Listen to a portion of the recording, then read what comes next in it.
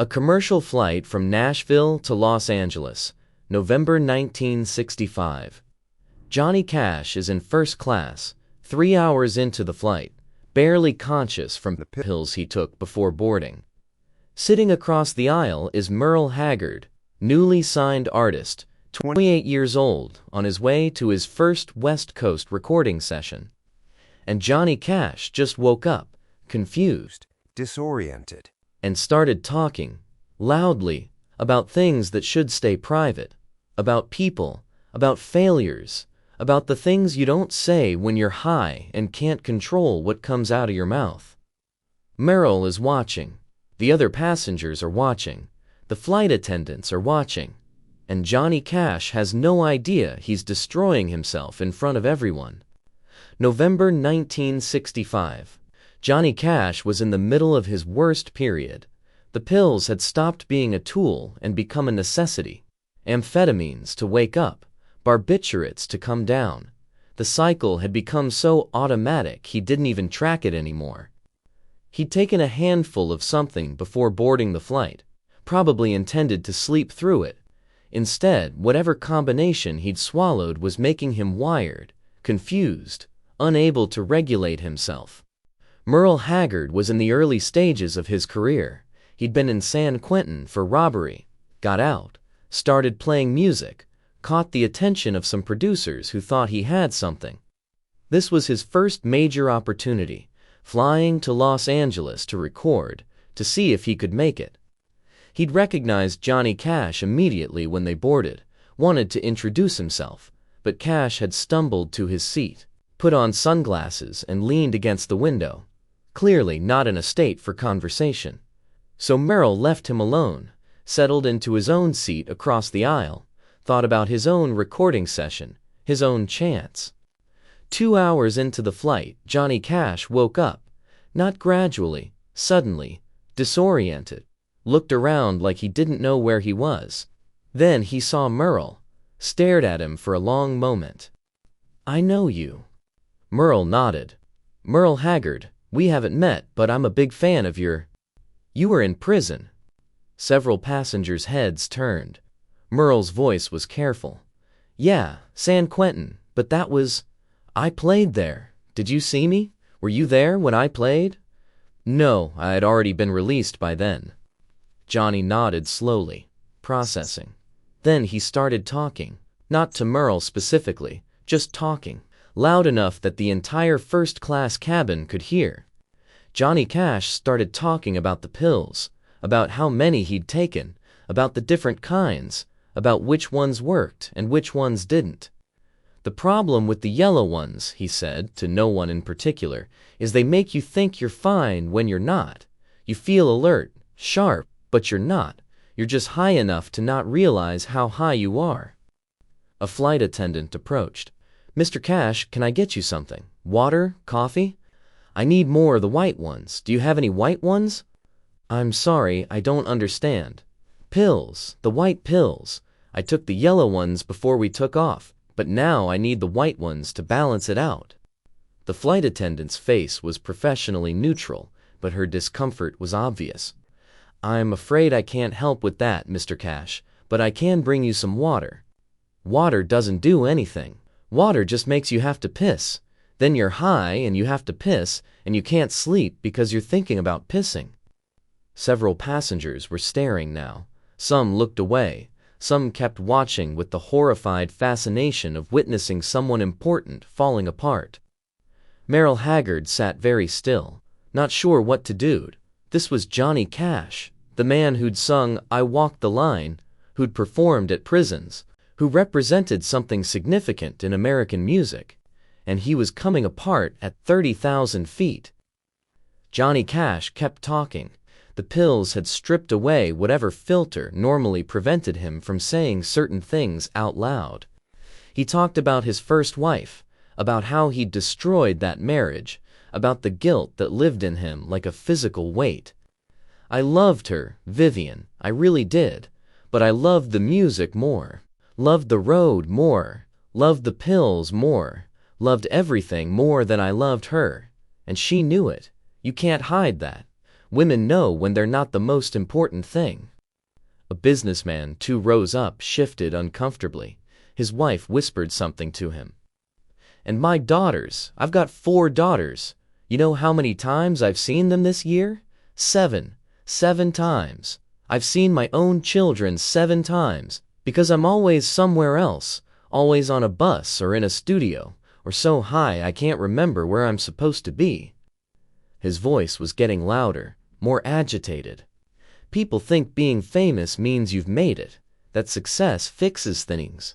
It doesn't fix anything. It just gives you better pills and more reasons to take them.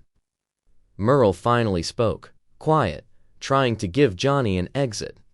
Mr. Cash, maybe you should try to rest. We've still got an hour before we land. Johnny turned to look at him. His eyes were unfocused behind the sunglasses. You trying to shut me up? No, sir. Just thinking you might want to. Everyone wants me to shut up. June wants me to shut up. The manager wants me to shut up. The record label wants me to shut up about everything except the music. But the music doesn't mean anything if you shut up about the rest. Then Johnny Cash started naming names, people in the industry, things they'd done, deals that were corrupt, artists who'd been cheated, all of it spilling out in a confused, rambling monologue that jumped from topic to topic without coherence. You know why I got dropped from Columbia? Not because my records weren't selling, because I wouldn't shut up about how they were treating other artists, because I asked questions about where the money went, and they don't like questions. The whole industry runs on people not asking questions. The flight attendant returned with water, set it down carefully. Johnny ignored it. Merle, that's your name, right? Merle? Yes, sir. You got a recording session in L.A.? I do. They're going to lie to you about royalties, about rights, about what you're signing. They're going to make it sound like they're doing you a favor, like you should be grateful. And you're going to sign, because you're desperate, because you need the chance. And 10 years later, you'll realize you sold yourself for nothing. Merle didn't know how to respond. This was advice, maybe, warning, but delivered by someone so high they might not remember saying it. But you're going to sign anyway, Johnny continued, because that's what we do. We sign, we compromise, we pretend it's temporary, that we'll fix it later, that success will give us leverage. But success just makes you more valuable to the people who own you. The other passengers were deeply uncomfortable now. Some had put on headphones. Some were reading aggressively, pretending not to hear. Some were whispering to each other. Johnny Cash, one of the biggest names in American music, was having a public breakdown, and everyone was witnessing it. Merle Haggard made a decision. He stood up, crossed the aisle, sat down in the empty seat next to Johnny Cash. Mr. Cash, I think maybe you should stop talking now. Johnny looked at him. Why? Because you're saying things you might regret, things people are hearing, things that could hurt you. Everything already hurts. Saying it out loud doesn't make it hurt more. Maybe not, but tomorrow, when you're sober, you're going to remember this flight. You're going to remember everyone staring, everyone hearing you fall apart, and that's going to hurt worse than the pills. Johnny was quiet for a moment. Then, you trying to protect me? I'm trying to keep you from giving people ammunition. There are journalists on this plane, probably, business people. Someone's going to talk about this, write about it, and it's going to follow you. Let it follow me. I'm tired of pretending. Muriel's voice was firm now. Then pretend for 5 more minutes. Pretend until we land. Then you can fall apart privately. But right now, you're doing it in front of 50 people who will never forget it. Johnny Cash stared at Merle, processing. The pills made it hard to think clearly, but something in what Merle said was getting through. You don't even know me. I know your music. I know what it's meant to people. And I know that this, Merle gestured at the cabin, the staring passengers, the situation, this isn't who you are. This is the pills talking, and the pills don't care what they destroy. How would you know? You've been clean, what, 2 years? You think that makes you qualified to lecture me? I think it makes me someone who recognizes what's happening. You're not just high, you're giving up. You're letting everyone see you give up. And once they see that, they won't forget it. Johnny's jaw tightened. Maybe I want them to see. Maybe I'm tired of hiding. There's a difference between honesty and self-destruction. Right now, you're destroying yourself and calling it honesty. The flight attendant approached again. Gentlemen, I need to ask that you keep your voices down. Other passengers are concerned. Merle nodded. We're fine. Mr. Cash is just feeling a little unwell. I'm going to make sure he rests until we land. She looked uncertain, but retreated. Johnny leaned his head back against the seat. I don't need you to protect me. I'm not protecting you. I'm protecting what you've built. Because when the pills are gone and you're clear again, you're going to want that to still exist. Johnny Cash didn't say anything else for the rest of the flight, just sat there with Merle next to him. Occasionally, Merle would hand him water. Johnny would drink it mechanically. When the plane landed, Merle helped Johnny gather his things, walked with him through the terminal even though they were going to different places, made sure he got into a cab, made sure the driver knew where to take him. Before Johnny got in the cab, he turned to Merle. His eyes were slightly clearer now, coming down, starting to realize what had happened. I fucked up on that plane, didn't I? Merle nodded. Yeah, you did. How bad? Bad enough that people will talk about it, not bad enough that it can't be survived. Johnny was quiet for a moment. Then why did you help me? You don't owe me anything. Because somebody helped me once when I was coming out of prison, when I didn't know how to be anything except what I'd been. Someone saw something in me worth saving. I figured I'd pass it on. Johnny got in the cab. Merle closed the door. The cab pulled away. They wouldn't speak again for 6 months. The story of what happened on that flight spread slowly through the music industry. Not immediately, not sensationally, just person to person. Someone who'd been there told someone else. That person told another. Within a few weeks, most people in Nashville knew that Johnny Cash had fallen apart on a commercial flight, that he'd been high, rambling, saying things that should have stayed private. Some people were sympathetic, said it was the pills, said addiction made you do things you'd never do sober. Others were judgmental, said it proved Johnny was unreliable, out of control, a risk. Johnny Cash retreated further after that, canceled some shows, avoided public appearances. The humiliation of that flight, of unraveling in front of strangers, in front of Merle Haggard, in front of everyone, stayed with him. 6 months later, Johnny Cash was in better shape. Not clean, but better. He'd cut back on the pills, was trying, and he ran into Merle Haggard at a recording studio in Nashville. They were both there for different sessions, passed each other in the hallway. Johnny stopped. Merle. Johnny. Awkward silence. Then Johnny said, I never thanked you for that flight, for stopping me from making it worse than it was. Merle shrugged.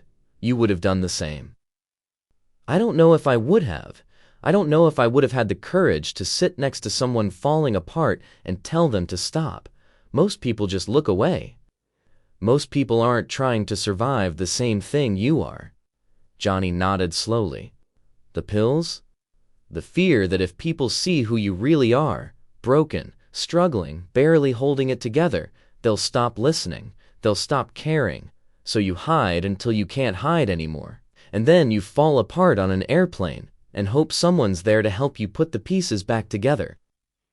Johnny and Merle talked for 20 minutes in that hallway about addiction, about the pressure of performing, about the fear that you'll be forgotten the moment you stop being useful. Johnny told Merle something he'd been thinking about since that flight. You know what the worst part was?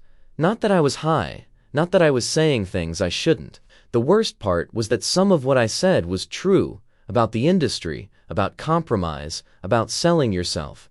And nobody'll ever take it seriously because I said it while I was falling apart. Maybe that's when the truth comes out, when you're too broken to lie anymore. Or maybe that's when people stop listening because they can dismiss anything you say as the pills talking. Merle thought about that. Then get clean, say it again when you're sober, see if it sounds different. And if it sounds the same, then at least people will have to take it seriously. They won't be able to blame the pills. Johnny Cash did eventually get clean, not immediately after that flight, not even in the next year, but eventually. And when he did, he said some of the same things he'd said on that airplane, about the industry, about compromise, about how success didn't fix the parts of yourself that were broken.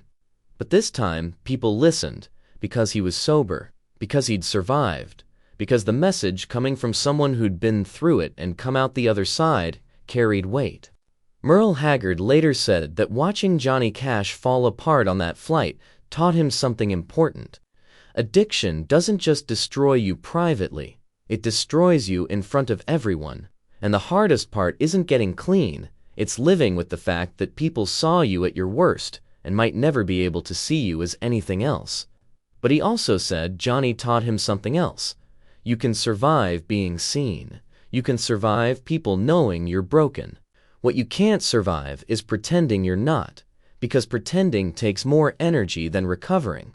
And eventually, you run out of energy, and then you fall apart on an airplane and hope someone's there to help. This wasn't just about one flight or one public breakdown. It was about what happens when addiction strips away all your defenses, when you can't control what you say or how you're seen, when the person you've been trying to project collapses, and everyone sees what's underneath. Johnny Cash fell apart on that airplane because the pills had taken everything, his control, his judgment, his ability to protect himself. And Merle Haggard intervened not because they were friends, but because he recognized what was happening, recognized the moment when someone crosses from honest to self-destructive. The tragedy wasn't that Johnny was high, it was that some of what he said was true, about the industry, about compromise, about the cost of success, but nobody could take it seriously because he said it while falling apart. That's what addiction does. It doesn't just destroy you, it destroys your credibility, your ability to be heard, your right to speak truth, because anything you say can be dismissed as the substance talking. Merle Haggard sat next to Johnny Cash and told him to stop, not because Johnny was wrong, but because the context made being right irrelevant, because truth told while falling apart becomes indistinguishable from breakdown. And sometimes the kindest thing you can do for someone is protect them from themselves, even when what they're saying is honest, even when they're too far gone to understand why they need detecting. That's what happened 30,000 feet above America in November 1965. One man destroying himself publicly, another man recognizing it and intervening, both of them understanding on some level that survival required more than just honesty. It required knowing when to stop talking and start protecting what was left. If stories like this matter to you, stories about addiction's public face, about intervention by strangers, about the moments when truth becomes indistinguishable from breakdown, subscribe, leave a comment, hit the like button.